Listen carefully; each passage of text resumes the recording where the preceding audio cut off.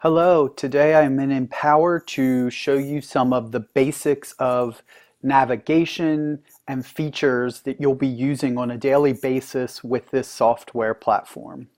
So first, when I log in, I land and see that there are three separate tabs across the top. There's instruction, that's where I'm going to make instructional materials.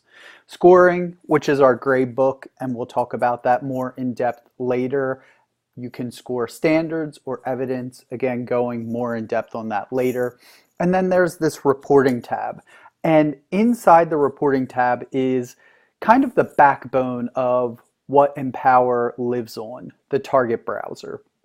So if I click reporting target browser, I'm going to land on a colored map here. And these are the PA core standards broken down by strand, and then they've been leveled into three separate distinct phases.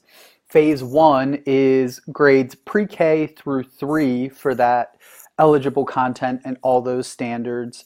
Phase 2 is the second eligible content benchmark, which is grade 4.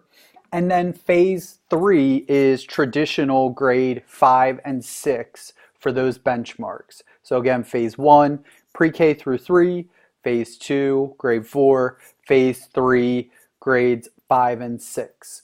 That doesn't mean just because I'm teaching second grade, I'm only teaching what's in phase 1, but that kind of gives me a rough idea of kind of the standards that I'm responsible for looking at and for my learners to be aware of.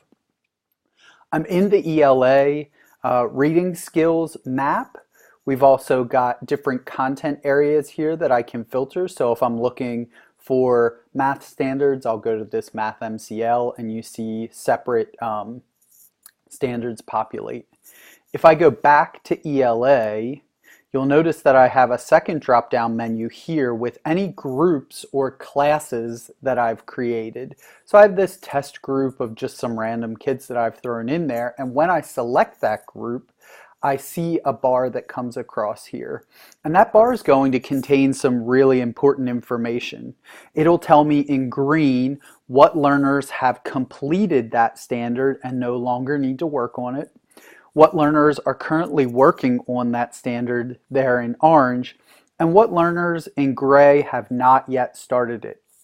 Because I don't have any learners that have started any of these standards and turned in anything, I just see a lot of blank bars.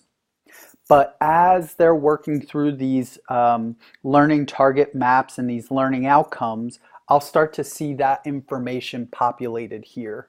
That information can be populated by activities done digitally in Empower.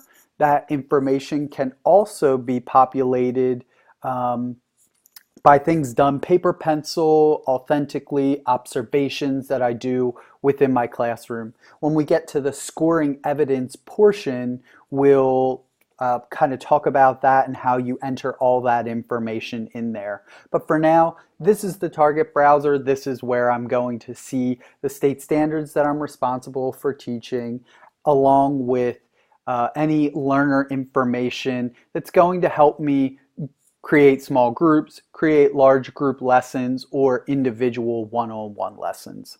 I hope that this brief tour and overview of the target browser was very helpful to you in kind of understanding the backbone of how that works in Empower.